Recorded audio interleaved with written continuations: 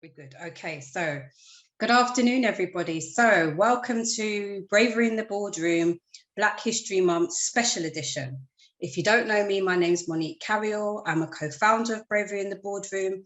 And because I started this because I'm passionate about seeing boardrooms more representative of the communities and staff we serve. It's quite a mouthful, but actually I think until we see that, we're not going to see real change in turning the dial now and seeing more diverse senior leadership and actually seeing people lead more inclusively and really tackling inequality. So if you've joined one of our webinars before, because that's what we've kicked the movement off with, you'll know that we usually have a panel, a guest panel of ethnically diverse execs and non-execs from the NHS who join us to share their journey and their story and also answer some of your challenging questions. We normally have an audience with us, but today this is something different.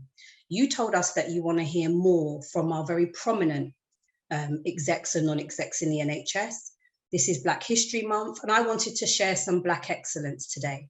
So I asked Professor Caudle to join me on a one-to-one interview. I sprung this on her, and she jumped to it, and she supported me and said, yes, she would do it. So Heather's with me today. I'm going to be asking her some of the questions that you've told me you want to ask people. I know this is going to feel a little bit like an online mentoring session, but also it's about celebrating Heather's journey. I know Heather's very humble, okay? And I think that I know this conversation will inspire many, but it gives us a chance to ask a little bit more and to probe some of the points that we've had on previous webinars. The good news is, though, you are still going to have access to Heather because she's also going to join us at the end of the month and be a panel guest on our Northwest Region webinar. So you're still going to get a chance to ask your questions live. But we are here now. I've got a series of questions to ask Heather. You'll see my eyes flick up and down because my camera's here and Heather's here on my screen. But let's get into it. And Heather, your bio is amazing and off the scale. So I'm not even going to try and summarize it. I'm going to ask you to do that. So welcome and thank you for joining me. But I know the audience would love to know a bit about your journey into the boardroom. Well, thank you, Monique, and thank you for the opportunity to help make a difference. This is what I see this as. So my journey to the boardroom, well, the destination of the boardroom requires, I would say, three essential things. You are a leader in your own right. Mm-hmm. Your expertise is required by law to contribute to a unitary board. And you want to make a change, right? So you can do the job. You've come to the boardroom with credentials, with experience, and with a desire to do the job. And the chief exec and the chairman of that organization need your expertise. Mm-hmm. So the first of those things, the desire to do the job, for me, started back in Trinidad. I'm from Trinidad and Tobago, from a town called Aruca. It's like Aruba, but with the C instead of the B. That's tell people. And I started off my working world going into teaching. My mother was a teacher. One of my sisters is a teacher, and it seemed the course that I was set to go on.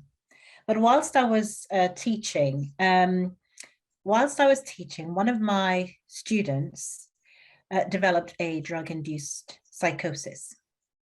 And in Trinidad, two things were against this student: the stigma of mental illness and the stigma of drug abuse. And so he didn't get visits. He was quite ostracized from his family. And where this school was, it was actually in a remote part of Trinidad. And I think that was a sign of the kind of thing that drew me to the job and draws me to jobs. It's that sense of adventure, it's that sense of vocation. This was a school that was struggling or struggled to exist because of where it was and how deprived the village was. Mm. And so the teachers who went there, they were carefully selected because you would struggle if you had any major responsibilities. So quite a lot of us were young.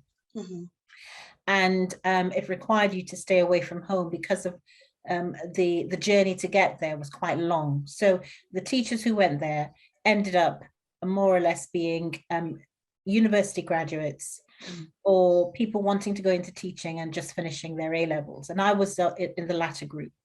So I was in a training position, but it was so deprived, I ended up taking on a class myself. And thus was the adventure. We lived together, we did things together, and the sole purpose was to build this village up, build the village, build the school, build the children. And if you can imagine a group, the teacher's house or the teacher's home, they used to call it, where we all lived, it was just a bunch of young people, you know, having on an adventure, but really driven by a sense to do good and want to do good and work with this village and build it up. And so that was my drive to do this job and spend 4 days a week away from my family, my family of origin, whilst I do the job. Now, as you can imagine, therefore, this child going through this really tugged at my heartstrings. And I used to visit him in the monastery because this was a Catholic school and the monks looked after him because of the health system in Trinidad. It was there, but it wasn't ideal for a teenager. And it was whilst I was with him and working with him or listening to him. I wasn't working with him, you know, I would go there and listen to him. And I saw that by just listening to him and being there, it was helping him.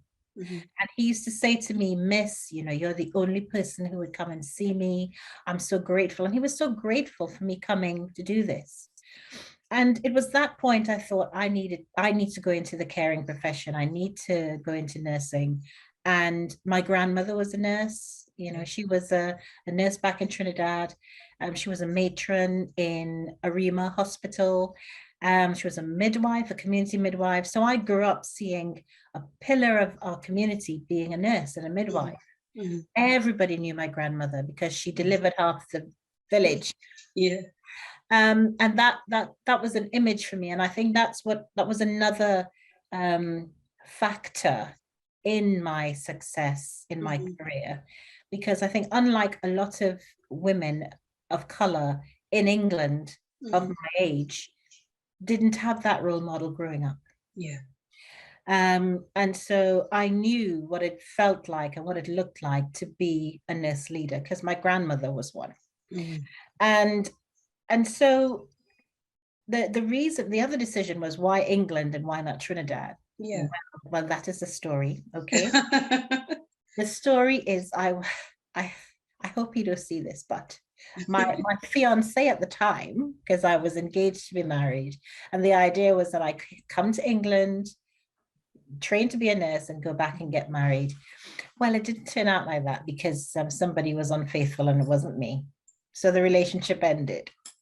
And I tell this story because I think, you know, it's not about you know, it's not about me being what's the word, indiscreet, but it's just showing how sometimes adversity, could you imagine a young woman, the love of her life, just everything evaporating? Look what that led to. And what that led to was me staying in England a bit longer. The plan always being to go back to Trinidad. And it was in those years that I met my husband, and then that plan, I met my husband and that plan just didn't come off. Okay. So the rest is history, as they say, because we are, you know, I'm married, I've got 2 boys, and this is our home. And I say that with the knowledge that I refer to Trinidad as my home. Yes. And the boys notice that all the time. My sons note that that's what I do. And that's the strength of my connection. I'm from a big family. I'm the only one here. And a lot of their aunts, all of their aunts and uncles on my side are in Trinidad. So the passion and my desire to do this came from a place of feeling the benefits of giving someone care and attention at their lowest during their recovery. And the other bit about how the advice that my grandmother gave me, which I use today, is work hard, always do your best, and do not be afraid of hard work. And that sounds like motherhood and apple pie. But the hard work is about grafting, about not being afraid to put in the hours, to do the training, to do what's required to get the job done. The other bit of advice that I think is really, really helpful is in the Caribbean, or in Trinidad at least, they call the money that your traveling money, they call it passage. Right? Make sure you have passage to come home. Yeah. Always. And she said, you need two things. You need to always be ready to come home, drop everything financially if you need to, and regularly come back and visit us. And what she was doing for me there was giving me the formula to keep myself grounded, giving me the formula for my resilience, which was to reconnect with my roots, if you like, or my family. Yes. And that has really helped me, because when the going gets tough, I know it's going to be 11 or so months and a bit until my next visit, until my next recharge. And on a physical, biological level, the sunshine, the vitamin D that I would get was also something that, it helped me physically as well as mentally and emotionally. So I think that keeping me fresh, keeping me grounded, keeping me connected was another thing that led me to that. So those two bits of advice were invaluable. I think the last bit about what got me to the boardroom, boardroom, is not being afraid of opportunities, even though it doesn't make sense at the time. So before you carry on, Heather, because what we didn't say. So I didn't say about your role. We started speaking before I pressed record about the prominence of your new role. So first of all, congratulations. Thank you. It's a massive achievement and accolade. But just so that our listeners understand, because you're a very experienced board executive director, you've held many board level and senior roles. So just tell us a little bit, before you tell us about being in the boardroom and in your role right now, just tell us a little bit about your executive roles and history that you've held. Sure. So my profession is a nurse. I am a nurse, and I qualified in 1995. I specialized in eating disorders nursing, so mental health nursing, but my specialty was working with mothers who were anorexic, men who had anorexia nervosa, and people who suffered with anorexia nervosa and substance misuse. So in my career, I really honed the skills in working with very acute, complex conditions, helping people get over that. So that's when I was a proper nurse, I said people, that's what I did. I also trained to be a systemic family therapist. So I know about systems, and I learned very early in my career, it's not just about the person in front of you, it's their family, it's their community that you really need to take on board. And as you can imagine, well, I don't know actually, mental health nursing is, I think it's absolutely valuable. And at the time when I trained and in my practice, there was a trait, if you like, in terms of nurse leadership. More often than not, a registered general nurse, RGN, would be able to be a board member in a mental health trust, as well as a general acute trust. It was more rare to see a registered mental health nurse be a chief nurse in a general acute trust. Yes. And so what was really important in my career was when I was able to have a senior leadership position in an acute trust. Yes. And that was in 2009, because I was on a program called the Breaking Through Top Talent program, which was run by Yvonne Coghill, CVE. I had the opportunity to have a secondment in North Middlesex Hospital, working to the medical director as the Assistant Director for Patient Safety.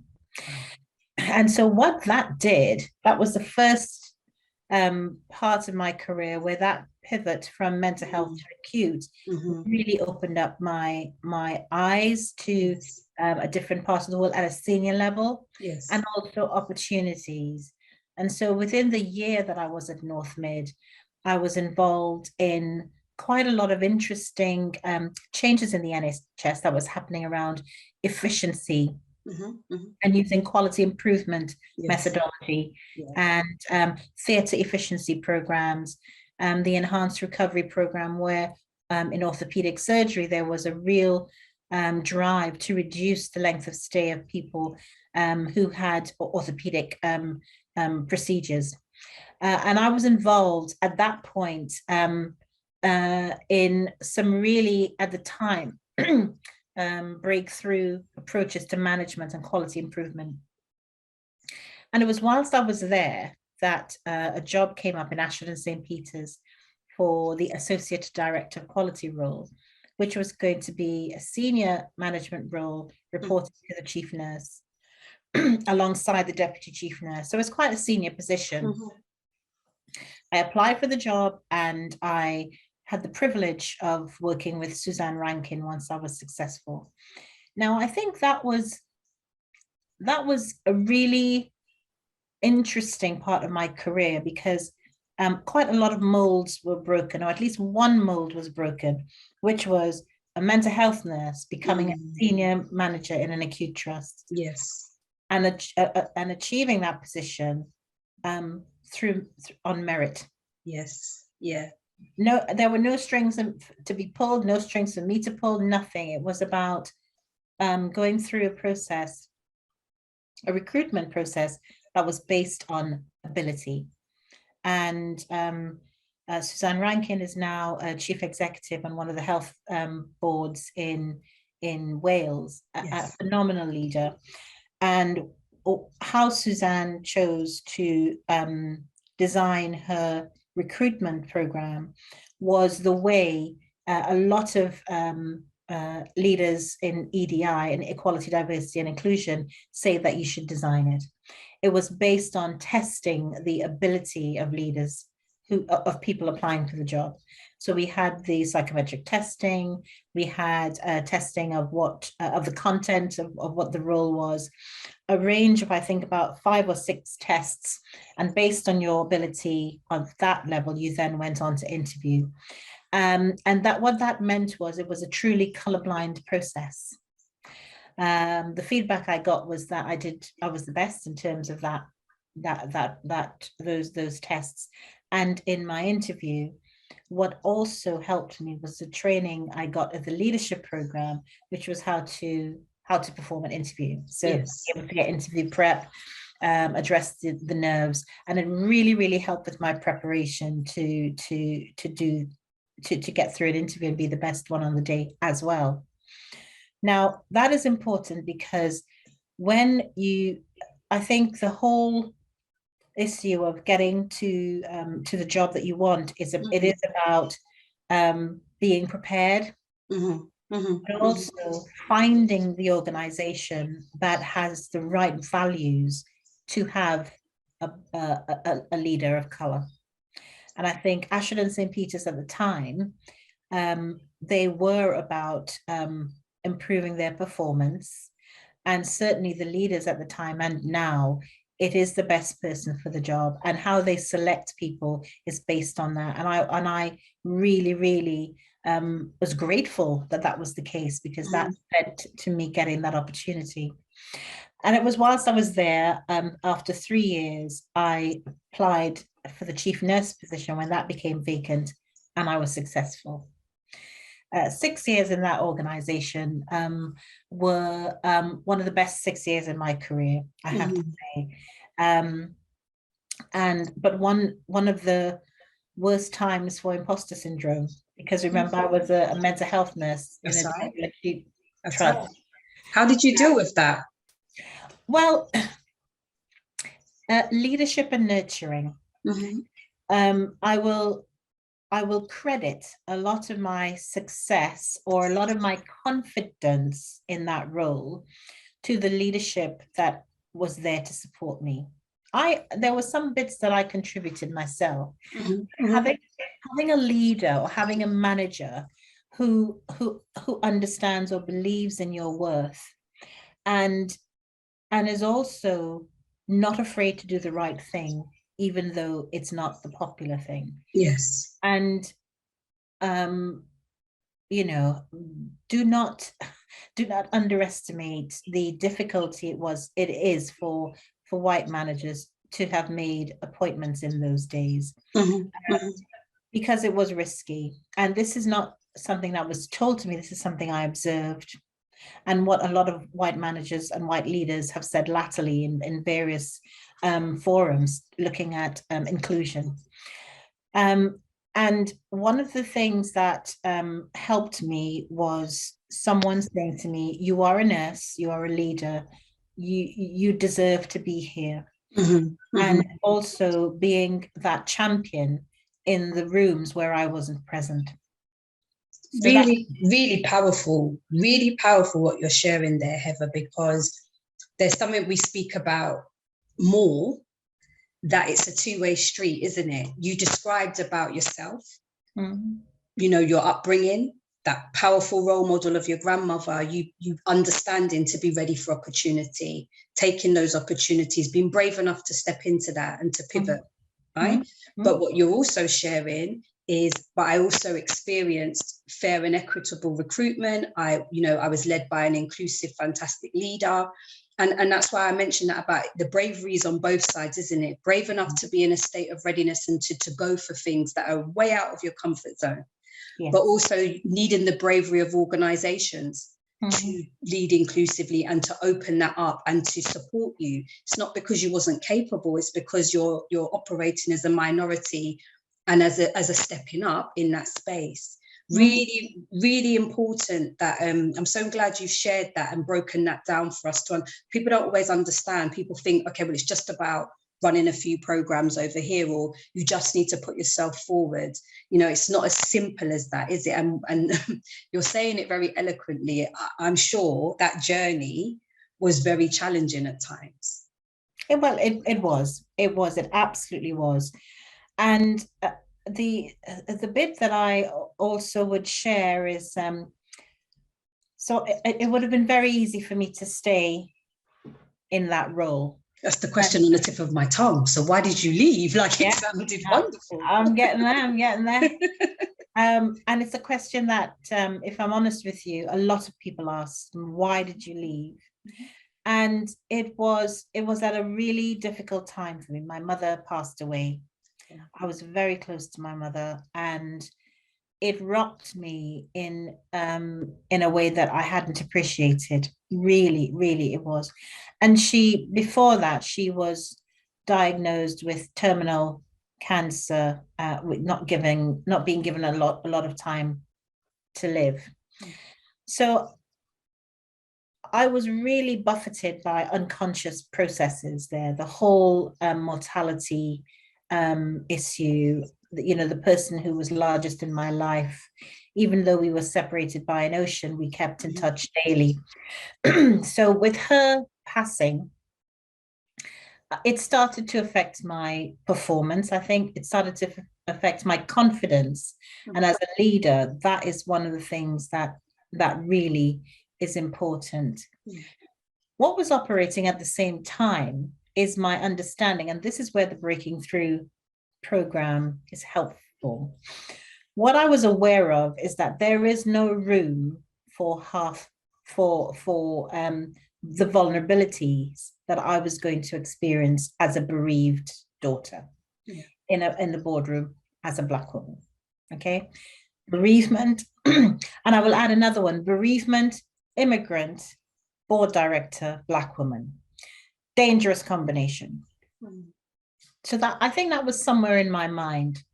And the reason I think that was in my mind is because the leadership program, which was tailored for people of color, made you aware of the things that you could not avail yourself of.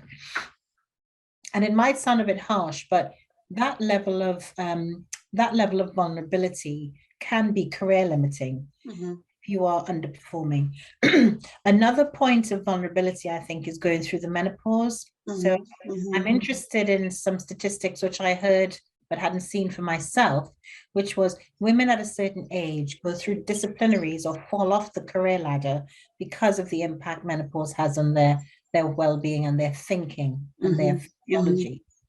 And I think that's beginning to get some airing. I was going to say that, yeah. But I think that that's another protected characteristic. Being a woman in the boardroom, especially when, you know, if you're a man at that age, that's sometimes when your career takes off. That's right. That's right. That's right. Where it stagnates. For me, it was bereavement. That really drew on my resilience. It drew on my mental health. It drew on a lot of things. And one of the things I decided was to go into NHS England to try and do some more strategic work. It was the decision that I took. And I think part of me was thinking, can you know, this might be the right thing for you. At the time, consciously, I'll tell you what I said to myself and what I said to others. Why am I here as a mental health nurse? I started to question whether this is what I wanted to do. And made the decision and applied for a job in NHS England. What I will say to you is that did not go down well with my manager. And as years have gone by, I really have come to understand I did not open up to her with all that was going on. If I'm very honest with you, Monique, I don't know if had I had opened up, if she would have understood, because I don't think I would have been able to articulate it.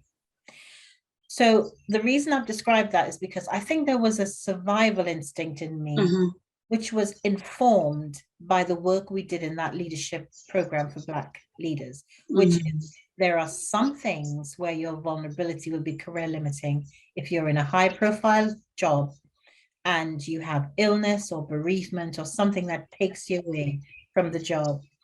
And I think that must have been operating on some level, because I went to NHS England seemingly to further my career, but at the same time breaking away from quite a nurturing relationship. Yeah. And that for me, I have reflected on that point of my career for a long time. But that's also to show people that this journey was a bit rocky at times. Absolutely. The reality, I really appreciate you being so candid with us, because it helps people to understand the journey. Your accolades are wonderful. You know, they really are, because I don't think you'll say that, so I can say it. But actually, the honesty that you're sharing here about what you went through and the reasons why your career pivoted, you know, I think it's really helpful and important for people to understand this.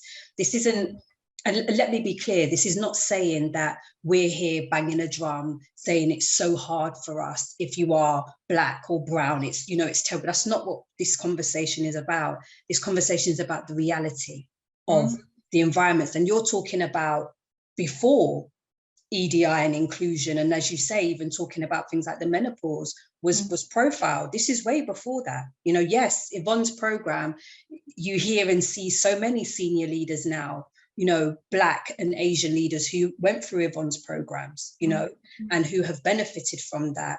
And I think it's testimony to say the programs, if they are designed right and they are delivered by the right people, can have a lasting effect and success. You know, thank goodness you had that, because if you didn't have that, it sounds like your career could have taken many left turns and you wouldn't have ended up where you are right now. I firmly believe that. I think that had I not had that opportunity to immerse in a leadership development program with a nuance on ethnicity and inequality, I would have had the wisdom or the intuition, it's not wisdom, it's intuition, to make the decisions that I made. And they were difficult decisions. I left a high performing, nurturing boss who was going places and went places and is still going places. I left it. I stopped it.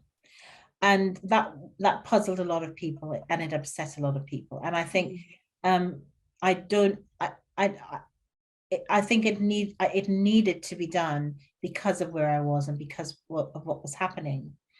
And also the experience that I gained when I went to NHS England was unparalleled in my experience and in a lot of people's experience. I went from I didn't, I went to work with the national team as a director for improvement. And at a time when phenomenal things were happening, it was the first major change in child protection legislation. So the working together legislative changes and what needed to happen strategically to disseminate that across the NHS. I made key appointments in that role. The special education needs and disability agenda, the SEND agenda, was also going through some changes. So my portfolio, because of my experience to date, was quite meaty. And I was around the time to be able to see that policy change. A lot of the changes around social care were I was in rooms and in conversations where these things were being thought about, being talked about, and came across some phenomenal individuals who were, I saw them creating or reacting to changes in policies and strategic intent at a very high level. So I gained some experience that I would value and I would do it all over again. However, yeah, the next chapter, we come back to the boardroom.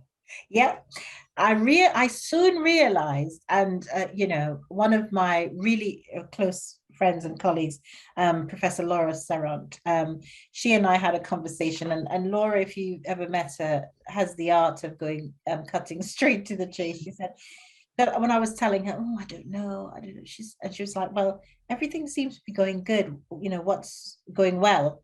What's wrong? And I said, I was and ahhing, and she said, you just like to be in charge, Heather. Yes. Yes. And what that was, it wasn't a power hungry, but what I realized was, I think being a board member, what you get used to is decision making. Accountability, and strategic planning.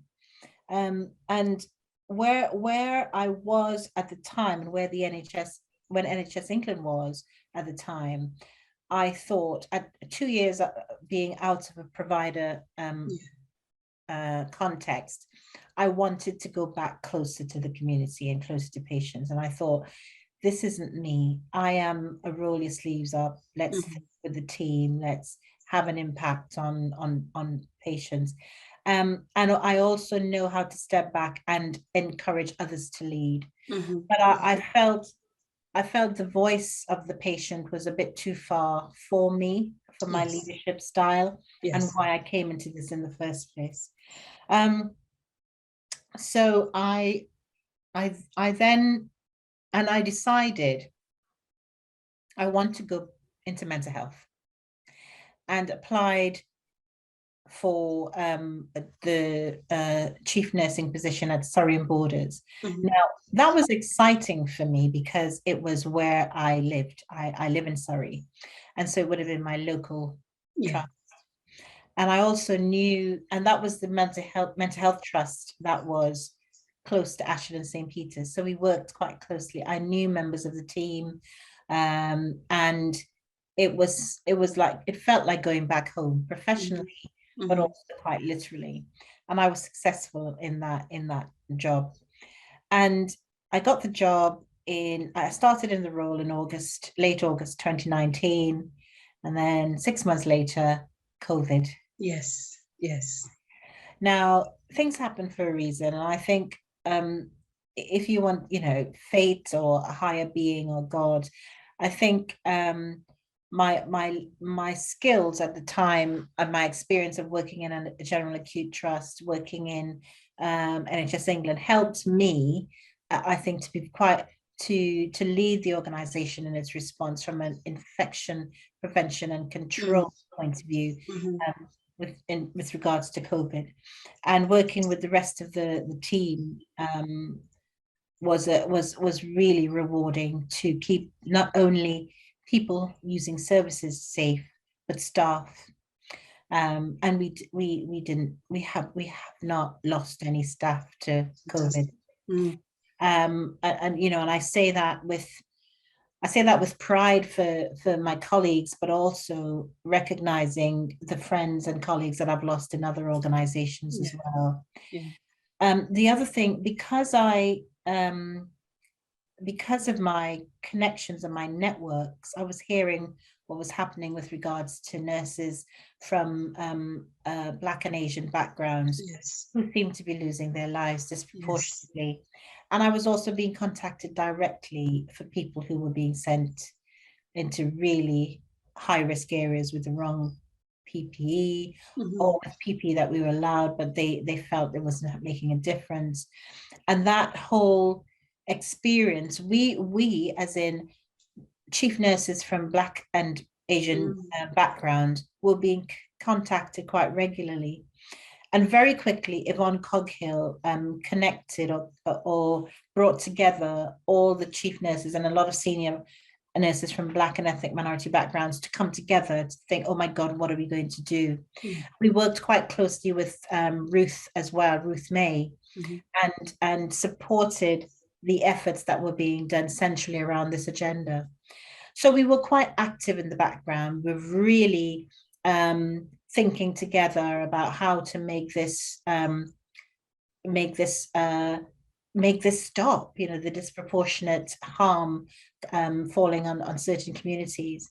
But the other thing that we did was we recognized that as chief nurses from Black and Asian backgrounds, we needed each other. We needed each other, and we started to meet regularly as this group. And also we were encouraged to think, well, what next? What can this group become? And it was chaired by Sue Tranker for a while. We had a revolving chair. And then I'm currently the chair of that network. So it has been the life blood for us as a group of nurses from these communities, to give each other that sense of camaraderie and a place to go where we feel, you know, our backs are up against the wall, and for some reason we're not getting the results that we want to get. So we were there for each other. Particularly, I think it hit us really hard that our, you know, people who look like us in lower down in our teams and in our organizations were losing their lives in this disproportionate way. So how to steel ourselves against the optics of that and help the powers that be deliver services in a different way. And that's been really helpful, I think, to the country to have that, because Ruth May really supported that and drew on the lived experience of chief nurses during that time. I think, Heather, just to pick up on what you're saying there, because the enormity of responsibility that you had 6 months into a role. So yeah, okay, you've been a chief nurse before, but you've come into a space where you're in a new working environment, COVID hits, and yes, the board had responsibility and accountability during COVID, but the role of the chief nurse and as the director of IPC, infection prevention and control, for those who are not familiar with the NHS, that role was paramount during COVID. So many decisions and responsibility about what happened next in an organization, about decisions that needed to be made overnight, many a time. I would describe it to people as saying, you know, Boris would be on the lectern at 8 o'clock and policy would change overnight, and you're having to face your staff the next day, you know, and explain, we didn't hear this before you did. You know, so just to give some context to what you're speaking about there, the weight, the pressure that was on your shoulders and on other colleagues' shoulders, as you say, at that time, and seeing that disproportionate impact and having to deal with that and be accountable in some way for trying to prevent that, that's massive. You know, that pressure. You've just told us before about vulnerability, you know, being a leader as a Black woman in the boardroom. And then here, you almost were carrying one of the most prominent roles, and you're now chairing that group, you know, that's massive. And you say it all so calmly, but that is massive. That is a hell of a lot of responsibility. When you put it like that, yes, it is a lot of responsibility. And these jobs sometimes, you know, what's the saying? Of those to whom much is given, much is expected, or whatever the saying is. And I'm grateful that I am where I am, and I do feel that it's my duty to give back. And we all feel like that. Or, and I'm saying this about a lot of chief nurses, my profession. We all feel this sense of duty, the good ones anyway, regardless of ethnic background. And I think also executive directors of any background, professional background and ethnic background, that sense of duty, if you don't have it, then you will not excel in your job. You would not be a good director. And the DIPSI, as we call ourselves, the Director of Infection Prevention, it was pivotal in that time.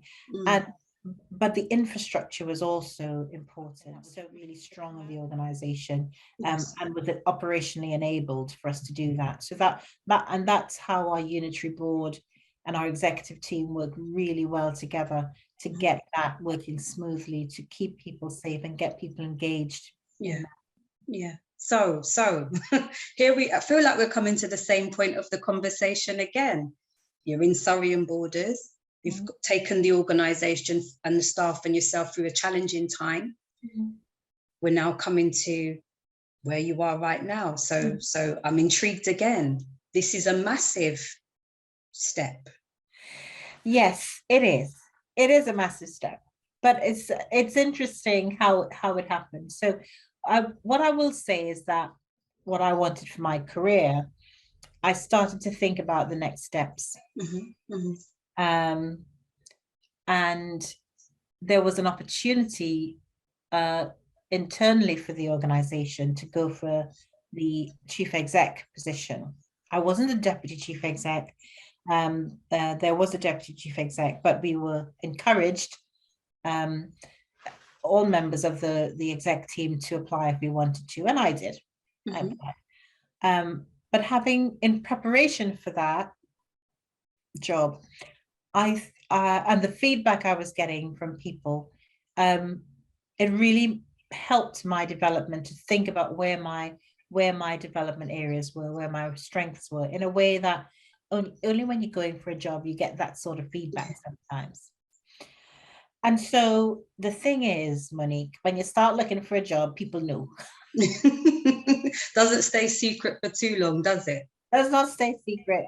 And also the job opportunities come your way.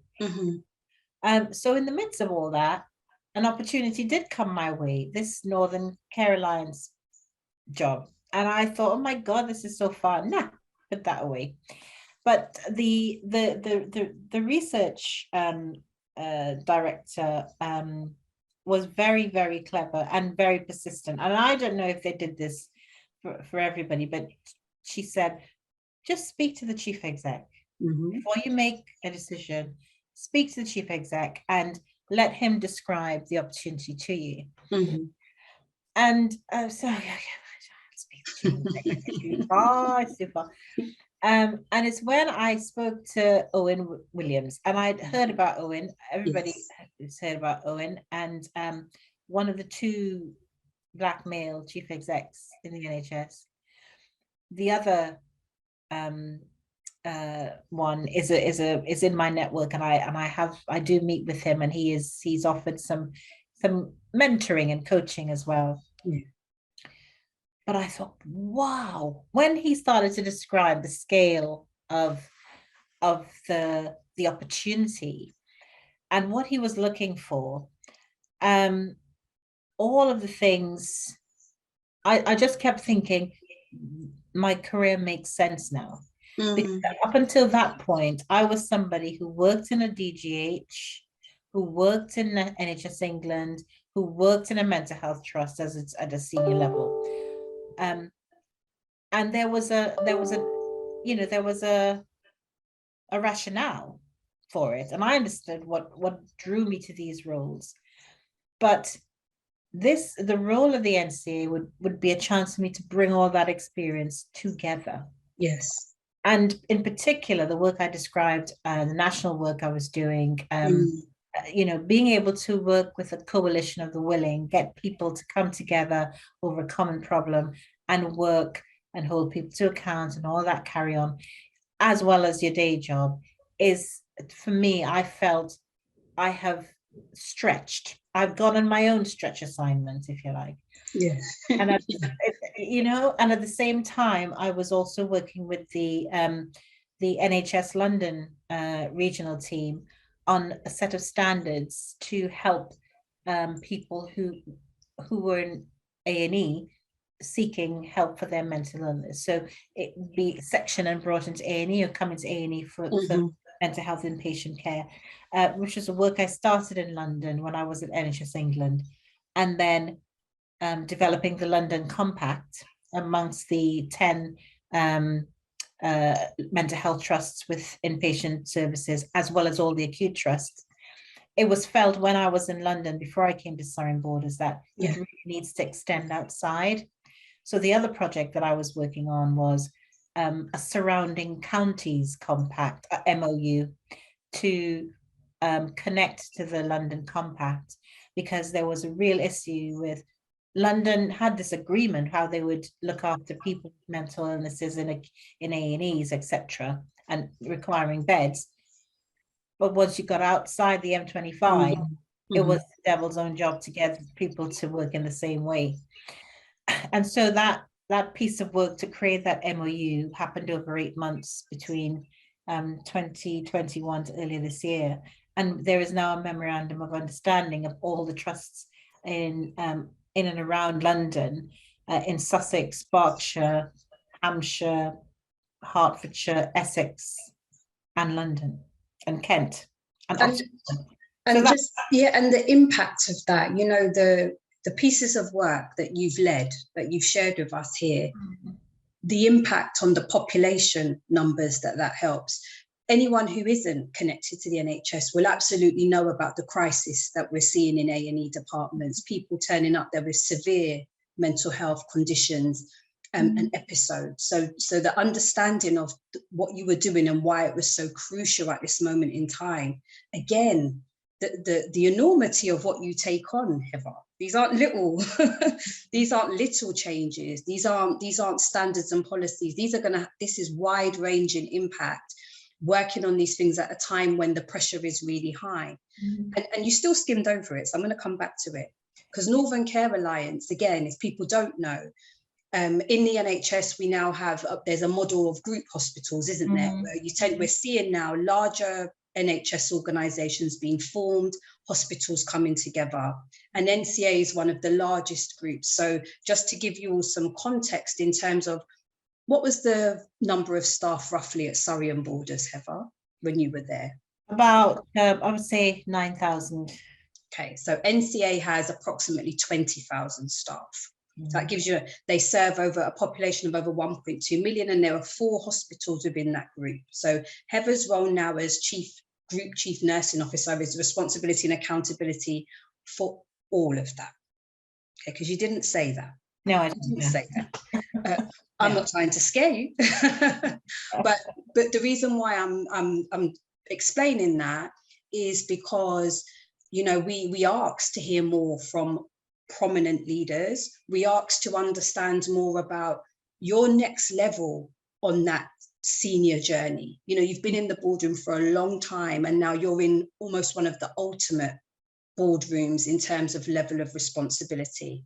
You know, you've really shared with us how you use your capability and your leadership actually to drive change over wide areas now. But looking into where you are now, what do you see? How do you best see using your experience and influence to drive change now? So I see a really good question, Monique, because I see my role. It's twofold. It is being the senior nurse on the board. Being with some pace and being able to, and scalability, pace and scalability, quickly identify the issues where they are and address them head on. And being able to replicate the good across the alliance, as well as address the concerns wherever they are in the alliance and hunt for where that might be a theme. So that whole thing about spreading the best practice or spreading good practice and addressing concerns that could, for which there might be fault lines across the alliance, is what I, together with my colleagues on the board, I must be able to do. Now, a challenge for any group structure recently formed is the tension between legacy and new opportunity. So there are two identities because two trusts came together. One trust, a really big trust, Salford Royal. The other trust, again, a big trust, but three different hospitals. And how do you get those four operating in collaboration, whilst at the same time understanding the warranted variation that need to take place to serve the population? Yes. And so the experience that I'm bringing to bear in this space is, first of all, I'm managing four versions of what I was before, right? They're all dons of hospitals, quite frankly, and so I'm not going to treat them like divisional chief nurses. They are directors of nursing. But at the same time, what's the value I'm going to add to their careers, to their jobs, to their remits? And for me, it's about being able to, first of all, you need to have credibility. I need to come with the stripes on my jacket that they say, yeah, no, she's all right. She's good. She knows what she's doing. Secondly, I need to be able to lead, to know when to step on the pitch and when to step out. And also to create the conditions that will help them work as a team of nurses, as well as being part of unitary boards. And the biggest challenge for the NCA, which I spoke about earlier, is how to make those, to decipher unwarranted variation from warranted variation, and make those standardization changes as we need to. That's a constant thing that we're working on. It's also how I show up to the organization with my colleagues. And do so, you know, who are the key partners to the organization as a clinical and operational triumvirate. It's usually myself, the COO, the chief operating officer, and the chief medical officer. And so that relationship is quite key as well. And the other. So you mentioned about you were spoken to about this job. It was too far. You had a conversation with Owen Williams. I'm guessing he wowed you. I'm sure everyone wants to know, okay, Heather, so tell us what happened there. How did you go from, okay, I'm going to throw my hat in the ring, to getting this role? Was it any different going for a group CNO role compared to your previous chief nursing application processes? What was different for you? So what was, yes and no, actually. What was different was intellectually what it was I was going in for. What was the scale of the organization? The recruitment process was similar to any good recruitment process. One on merit. So there was some exercises, some tasks that you had to do. And also, I suppose the range of people that I had to meet was wider. So the stakeholder groups that you have to do as a board member. Now, what I think was different, right, was before my stakeholder groups would be yes sir, no sir, 3 bags full. So I would be presentational in terms of these stakeholder groups, and you kind of know what the formula is. The formula for a stakeholder group is to connect. They need to see who you are, but you also need to answer the exam question. And so what I did that was different, actually, I don't, before I would have had notes, to prepare and mental, but this time, funnily enough, I did a presentation. My husband advised me of this because I could talk a lot, right? As you tell, I could talk, I could go off here, there,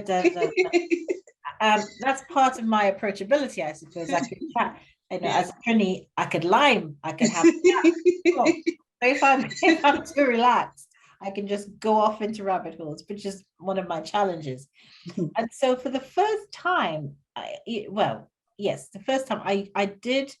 had my ideas, I had my thoughts, but I put me on a page, which is a tactic I've never done before, which is my informal, my thoughts, my vision, things that, if you like, generated from me on a page for a presentation like this. No references, no, presentations are usually, taken bits and pieces from other people, putting it together. This was all me. It was all me structured. And I suppose this is a way of saying I was structuring my thoughts purposefully for this job. And that might sound like a basic thing to do, but I've never done it like this before. Doesn't sound basic at all, because I feel like it's the ultimate endorsement of showing up as your authentic self and having the confidence to do it at the most senior level, because your capability and expertise and experience is, it's very evident from the conversations we've had, but that being yourself in that moment and actually showing up in that way, I think is just a wonderful testimony to the power of authentic leadership. Really is. Absolutely. And I think the other thing which blew me away was this the connection or the fit. This whole idea. I was always suspicious of that, what the fit question. And previously I would think that fit was a euphemism for we like this one and this for nepotism, right? It's not that. It is when the words that you use resonate with the people you're talking to, when you have a proper conversation, when people are curious about the things that you say, that there's no dull moment, there's no lull in the conversation. And that's what it was like. It was the best set of stakeholder groups that I've had, every one of them, and it just felt right. It felt really, really right. And what then started to happen was the scale, the size of the organization in my mind started to get smaller and smaller. I wasn't intimidated by the size of it anymore. For me, it was about, this is the job that you have to do, and these are the people you're doing it with. And that's so powerful, Heather. Just leaning into yourself and going there and looking and hearing what that's led to, and knowing what I know about the NHS, about systems, about the group model and the challenges that you shared about it. Your approach is going to stand you in such good stead in that space. you know, that space of allowing your leaders to lead, respecting their seniority, understanding where you can best add value. For anyone watching this, when you watch it back, these are big, heavy, chunky gold nuggets that Heather is sharing here about how to lead at the most senior level. Yeah, you're really sharing that, and you're saying it so simply, but I kid you not, there is a checklist here that you've shared in this conversation about how to move your career forward and how to accept adversity and what that brings, but also to understand the difference of when you start to lead at a higher level, understand the difference of, as I said, how you lead leaders, and having the confidence to be candid, but to really lead as you are, because that has served so many spaces so well in all the things that you've led and driven. So you've shared magic in this conversation. I don't know if you know that, but you honestly shared magic, and I've heard it differently because you've shared it so honestly. You know, I don't know if that's what you plan to do, but in this conversation, you have absolutely epitomized bravery in the boardroom. And what we speak about in terms of leading bravely, what we speak about understanding how to support diverse development and diverse senior talent development. And I know that people will have the questions galore. So I'm so glad that you've agreed to join us again, because I've had the privilege of being able to ask questions and to listen today. But in a few weeks' time, our audience will have a chance to ask you some questions as well. But there is so much more to learn from you. So I just want to thank you, not just for being here today, but for all who you are, the inspiration that you are, you know, a Black woman of excellence. I am super inspired by what you shared with me today. It's just made me feel like I can go and run through walls. It really has. So, you know, and if it's made me feel like that, I know that many other people who listen to this will feel that way too. So thank you so much. Oh, Monique, that was lovely. Thank you. Well, you're very welcome. But I'm enjoying the journey as well. I'm enjoying it. And just one final thing, I suppose, is remember when I talked about in Matlot? Matlot was the name of the village in Trinidad, by the way. I don't think I said the name. Matlot, I used to go there on a Sunday and come back on a Thursday. That's exactly what I'm doing here.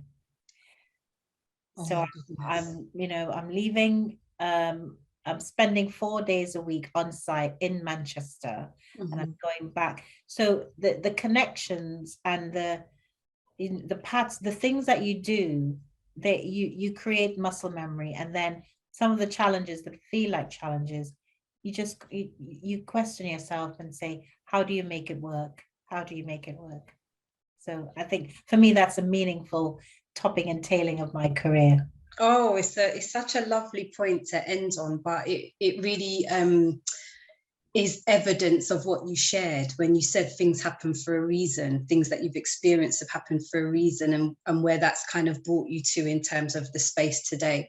As much as you have a very prominent and big role now, my feeling, Professor Caudle, is that there's much more to come.